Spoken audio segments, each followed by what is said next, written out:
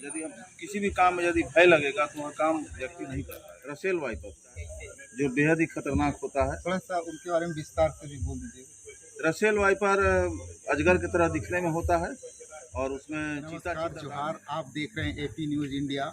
आज हम एक ऐसे शख्स से बात करेंगे जो निडर निर्भय होकर के आज की डेट में सबसे खतरनाक चीज़, जो सबसे खतरनाक जानवर है सांप, कोबरा, चाहे उससे भयंकर से भयंकर सांप की बात करें तो वो आसानी से पकड़ते हैं। इनका नाम है समाज सेवी प्रजापति प्रकाश बाबा। हम बात करेंगे। नमस्कार बाबा, मेरे चैनल में आपका स्वागत है। स्वागत है। जोहार, प्रणाम, जय हिंद, जय भारत, जय झारखंड। आखिर आप सांप पकड़ते समय आपको कैसा भय नहीं लगता है क्या? सांप पकड़ते समय मुझे भय नहीं लगता है, और चूँकि भय इसलिए भी नहीं लगता है कि मृत्यु एक दिन निश्चित है। तो यदि हम किसी भी काम में यदि भय लगेगा तो वह काम व्यक्ति नहीं कर पाएगा, चाहे वह बॉर्डर पर सीमा की सुरक्षा का प्रहरी हो और चाहे सांप पकड़ने वाला कोई व्यक्ति हो। तो इसलिए भय नहीं करना चाहिए। निर्भय होकर के किसी भी काम को यदि हम करेंगे तो वह पूर्ण रूपेण जो है काम सुंदर स्वच्छ होगा और समाज हित के लिए होगा। अब तक में आप कौन कौन सा सांप को रेस्क्यू कर चुके हैं?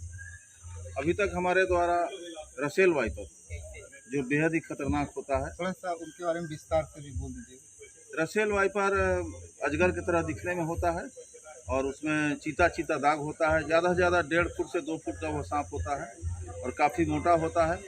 रसेल वाइपर बेहद खतरनाक होता है और वह जो है बाइट गोल रहता है वह, और अचानक जंप करके बाइट करता है। उसके काटने से जो है शरीर का जो है अंग है वो सड़ने की भी संभावना रहती है।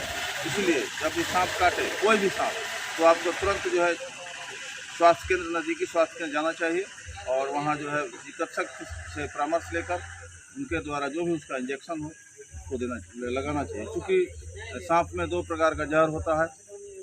आपका एक ह्यूमन टॉक्सिन होता है और न्यूरोटॉक्सिन। तो रसेल वाइपर में ह्यूमन टॉक्सिन का जहर होता है जो बेहद ही खतरनाक होता है।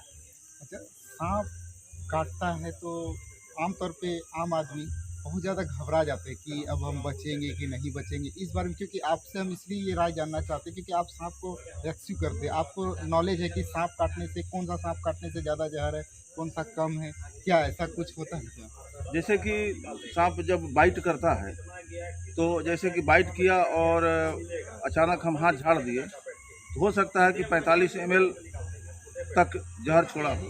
तो उस परिस्थिति में जो है कि बचने की संभावना रहती है और तुरंत अस्पताल जाना चाहिए। और यदि वह सांप किसी व्यक्ति को पकड़ लिया जोर से, तो पकड़ने के बाद 100 ml तक जहर वह छोड़ देता है 100%। 100% जब जहर छोड़ देगा तो 3 घंटा के अंदर उसकी मृत्यु होने की संभावना बनती है। तो उसे जो है तुरंत जो है बिना घबराए, घबराना नहीं चाहिए। और आजकल लोगों की आदत है सांप काट लिया, सांप काट लिया, तो इससे भी उसकी हार्ट अटैक से मौत हो सकती है। सांप जब काट ले तो आप हाथ में जो है आप एक पतला कपड़ा को यहाँ तक बांधे, डबल करके बांध दें, रस्सी से ना बांधे, क्योंकि आपका ब्लड सर्कुलेशन जो है वह बंद ना हो। ब्लड सर्कुलेशन बंद होगा तो जैसे यहाँ सांप काटा है तो आपका यह भाग जो है कि फूल जाएगा, फिर बाद में आपको खोलने की आवश्यकता पड़ेगी। तो इसमें जो हल्का पट्टी टाइप करके बांध दें और बांध करके बिना घबराए तुरंत जो है अस्पताल जाना चाहिए। आपकी जान बचेगी। वो एंटीबायोटिक का आपको इंजेक्शन लगेगा। हो सकता है आपको 20-25 हेल्थ इंजेक्शन लगाना पड़े और इंजेक्शन के माध्यम से आपकी जान बचेगी। तो हम एक चीज़ और जानना चाहेंगे कि आज भी जो सुदूरवर्ती ग्रामीण क्षेत्र के लोग जो हैं, आज भी डॉक्टर से ज़्यादा झाड़ फूँक पे भरोसा करते कि सांप काट लिया, चलिए कबराज के पास चलते झाड़ फूँक कराए। इस बारे में सर बाबा आप हमारे चैनल के देखिए, माध्यम से ऐसा क्या है कहना कि चाहते यह एक अंधविश्वास है। मान लीजिए कि रात में सोते समय आप करैत सांप काटता है, तो करैत जब सांप काटेगा तो उसका दांत जो है बहुत छोटा होता है, महीन होता है और वो चींटी की तरह लगेगा। तो आपको लगेगा कि चींटी काटा है। फिर बिछावन पर आप सो गए इधर से उधर, तो फिर वह बाइट कर दिया, तो उस परिस्थिति में उसकी जान जा सकती है। करैत जो है आपका नाइट किलर होता है, यानी कि साइलेंट किलर उसको कहा जाए। वो रात्रि का सांप है, रात्रि में ही निकलता है और बोलता नहीं है। और गेहुअन प्रजाति का जो भी सांप है, किंग कोबरा प्रजाति का जो भी सांप है, यह जो है बोलता है। आपके सामने जब सांप पड़ेगा तो वो फुफकारेगा, आपको डराएगा, आपको बोलेगा कि हम यहाँ पर मौजूद हैं।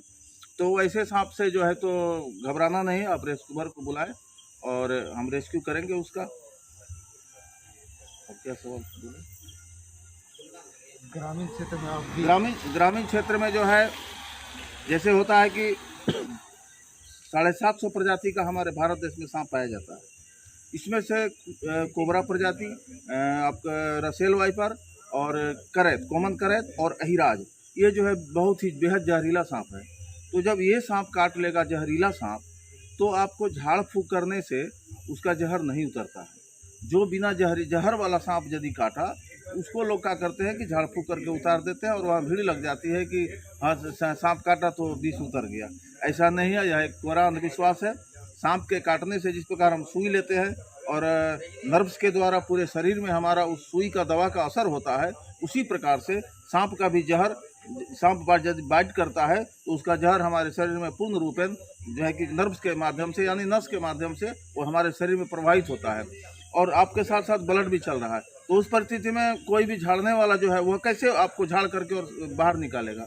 कभी कभी होता क्या है कि जैसे गेहूं सांप है, अभी हाल में ही काटा था लोकल में, तो गेहूं सांप जब काटा तो उसमें 3 दाग हुआ, पूरा ब्लड निकलने लगा। तो यदि ब्लड भी ज़्यादा तुरंत निकल गया सांप के काटने के बाद, उस परिस्थिति में भी वो आदमी बच सकता है। यदि वह झाड़ फूक के पास जाएगा तो हो सकता है वह बच जाए, क्योंकि सांप जो है पूर्ण रूपेण जहर आपको नहीं छोड़ा है। हल्का दांत यदि लगाया सांप और आप हाथ झाड़ दिए तो जहर तो आपके पास आया ही नहीं।